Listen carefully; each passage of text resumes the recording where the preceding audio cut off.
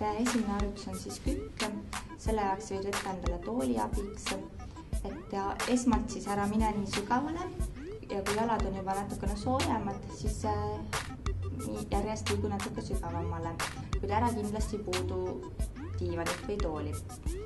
Jälgima peaksid seal siis seda, et sul põlved ei läheks üle varvaste. Teine harjutus on siis väljaaste kükk.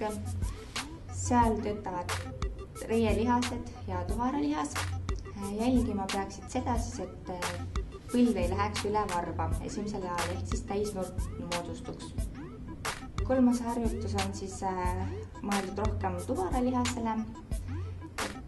Selleks vajame matti, oled põlvede peal ja tõstad sirge jala üles. Ja niimoodi siis teed vaheldumisi või siis teed ühe jalaga 20 korda ära ja siis